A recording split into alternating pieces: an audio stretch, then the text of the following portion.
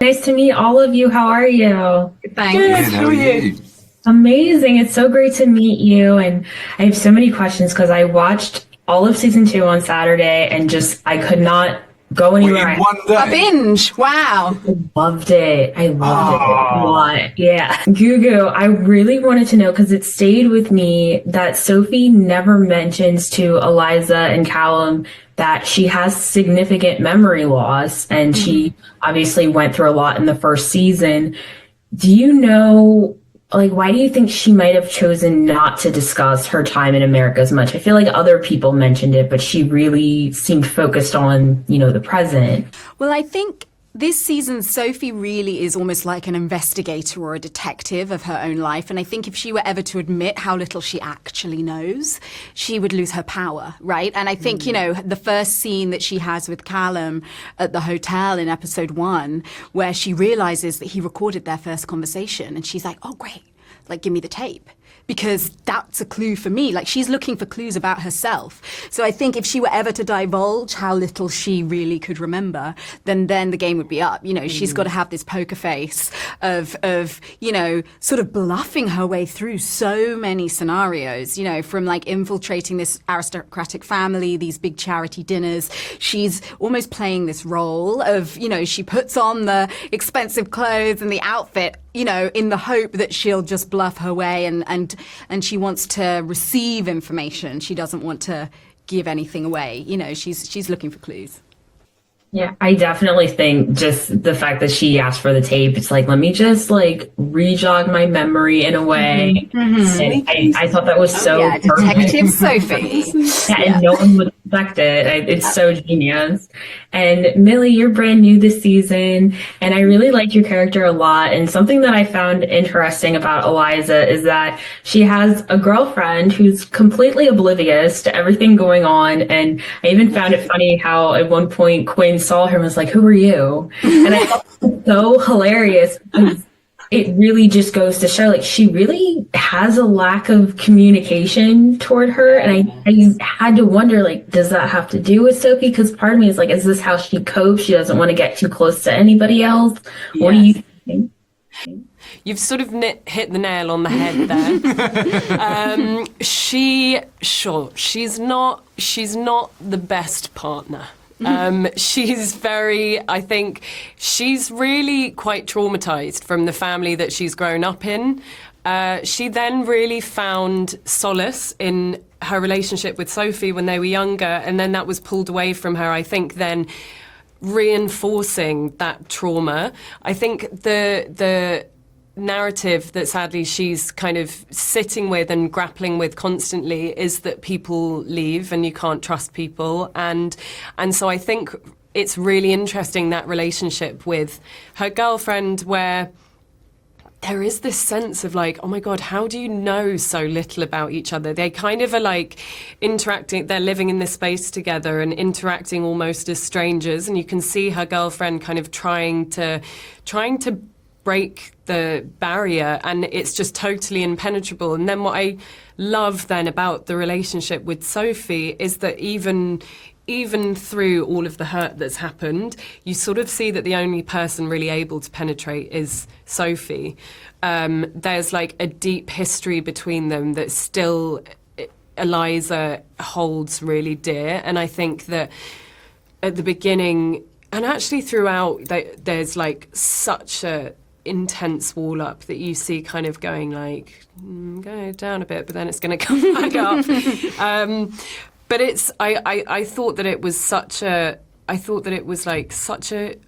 clever telling of that character, because it's of course that's going to be someone's reaction to living in a world that is so dark, and I like that she's kind of gone the opposite way to her family. Her family are that very British, keep it down, stiff upper lip, don't tell anyone what stuff we've been up to. And she's I don't want to do that. So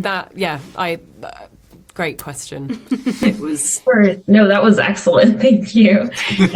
And Oliver, I find it so interesting, especially considering how season 1 ended. I find it interesting how James is able to forgive Sophie. To me, it feels like, especially when he finds out why she went to London. How do you think he has developed empathy toward Sophie despite her constant lies and manipulation? He's gone through a lot with her. How do you think he's really been able to turn the other cheek? With great effort.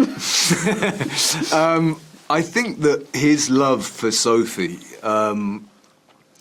we spoke about this quite a lot in season 1 about how, she saved him and he saved her, which is a sort of often a dynamic, not in, but there's a sort of saving that happens by finding each other. And she has opened up James's world in ways that he never thought was possible. And so I think that the forgiveness, or maybe it's not even forgiveness, the understanding comes from this real cherishing of her and her well-being, and understanding that, Sophie is such a fascinating character that has built, has led these kind of multiple lives, but is human, and is ultimately just trying to find out who she is and where she's from and her roots, which I think is this kind of universal thing. And so I think there's true empathy for anyone, regardless of how much James may have been messed about. I think that there would be kind of true empathy for anyone, witnessing anyone in that somewhat lost space. Yeah. And even though people love to think he's a villain, I don't think he's a villain. I think he's been messed around, and he's trying his best to understand and to support in the way that he can, but also not be a doormat, And so it's quite a delicate balance, that. But there's quite a lot of antagonizing that goes on. He's no saint in any way. Yeah, he comes with an agenda, doesn't he? Yeah. Big time. Oh, that's such a lovely perspective. Thank you so much for all of your time. And I just love talking to you. I wish we could talk longer, but thank you. Thank you so much. Thank you. All right. Hi, Gavin. How are you? I'm good. How are you? I'm doing very well. It's good to meet you. Nice to meet you. Yes. So I loved your character, Callum. He was such a good addition to this season. And I just love, being a journalist, I'm obviously going to resonate a lot with your character. So I had a lot of thoughts about that. First, I wondered if you found that Callum's involvement with Sophie, I feel like it kind of influenced his behavior, especially involving law enforcement.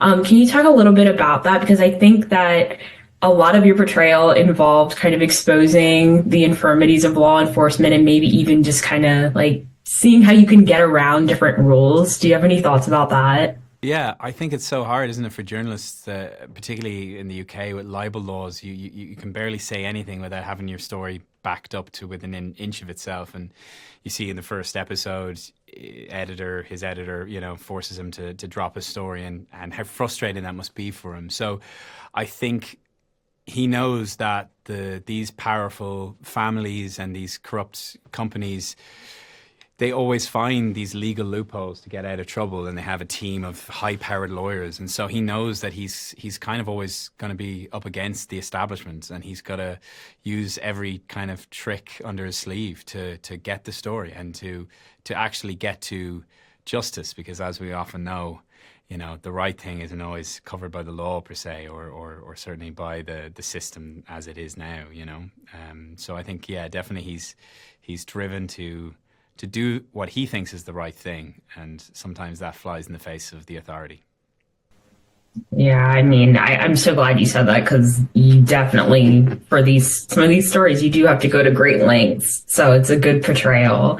And I was really curious because, Callum attended school with Quinn Huntley, and I really think, as a journalist, I bring that perspective. So technically he has a little bit of bias as he gets further into this story. And I wondered if maybe he had a little bit of resentment toward Quinn from being in school, because, they're not friends. So do you think that there might be like something where this dynamic can grow a little bit? Because now I'm curious about what happened in school. Is that something that you ever wondered? Yeah, definitely. I think it's not just Quinn, I'm sure, to go to university, probably on a scholarship and from a poorer background, and have to put up with a lot of these very privileged guys and from upper class. It's probably it's a chip on his shoulder that he has, not just I think against Quinn, but I think against a lot of those incredibly elite people who drift through life and don't have the experiences of everyday people. So I think, yeah, definitely there's a bias in him, but it's probably a bias that's in a lot of people. And, when they go into that job, they want to, shine a light on corrupt people like that because they get away with it too often. So, yeah, definitely he's got a chip on his shoulder about it. But it'd be very interesting to see what else happened with their dynamic, because that scene together with Phil, who plays Quinn, Phil Dunster, is brilliant. I mean, he's so fun to work with, and there was a great dynamic and great energy in that scene. So yeah, more scenes like that would be fun. That would be fun. Yeah, I would love that. And my last question is, Callum's research assistant was being paid by Quinn Huntley to get information, which that was so disappointing. But at the same time, she didn't always support Callum's different efforts to look for different sources. So I wonder, do you think maybe do you think maybe she slowed him down in a way? Because I always thought like Callum was kind of like a one-man band. Like, do you think that maybe he didn't seem that upset when she quit? That was my takeaway. I think he's sort of, when you see it in moments, even in the first episode, and maybe it's episode 2, when she asks him, are you okay? And he says, yeah, I'm fine. Like, I think he tries his best to brush his feelings away. And so maybe he was trying to hide a little bit of that hurt. But it definitely gets him and brings him down. I think his trust levels are at an all-time low by the point of the story when that happens. He can barely trust Sophie, he can barely trust anyone. So Callum becomes a very isolated character, and I think it's a testament to him that for all of that happens to him, he has a goodness in him that even in spite of his anger or maybe a bit of his pettiness, he still pushes through that and wants to do the right thing in spite of everything, and definitely in spite of his own career probably. Yeah, but he's still a very likable character, and I really enjoyed watching, and I'm excited for another season if that's what's in the cards. And thank you so much for your time, Gavin. Thank you very much. That means a lot. I really appreciate that. Thank you. Of course. Thank you. Hello, my name is Alyssa. I'm a writer for The Nocturnal. How are you both? Hi, Alyssa. Nice to meet you. Nice to meet you as well. I love the show so much, and I binged the entire second season on Saturday and just fell apart over and over again, but I loved it. Okay, great. Thank you so much. Thank That's you. awesome.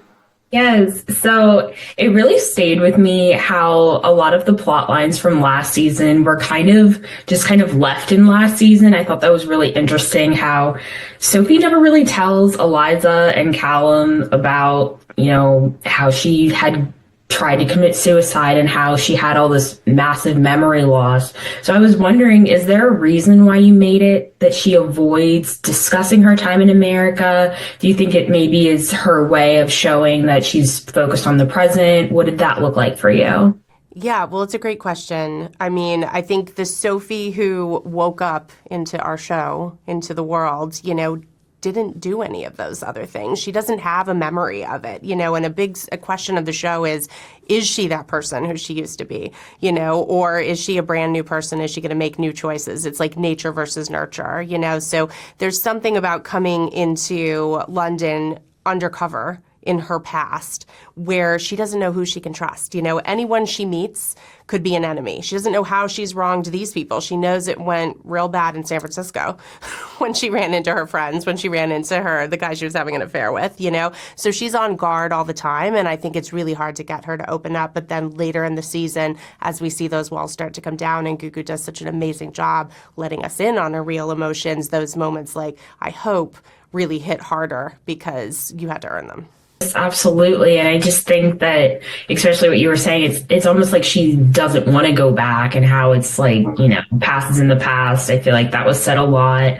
And I also find it very interesting, also similar to parallels of the last season. I feel like the dynamic between Grace and Quinn reminds me a lot of like early season 1 with James and Sophie.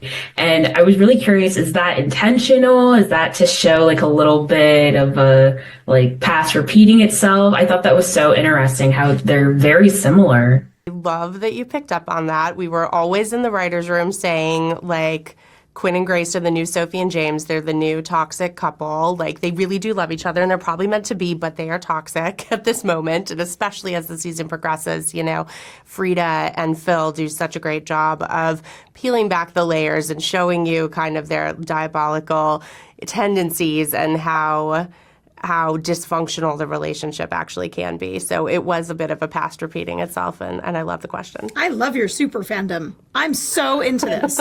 Thank you for watching and being so attentive to all the details. It's really, that means a lot. That's what we're hoping for. I was going to say, it's really lovely. Oh, I'm so glad. Yeah, I really enjoyed it. I was just planted in my seat. I couldn't go anywhere else. I had to watch those. So the ending there leaves some building blocks for a continuation of the series, which I loved.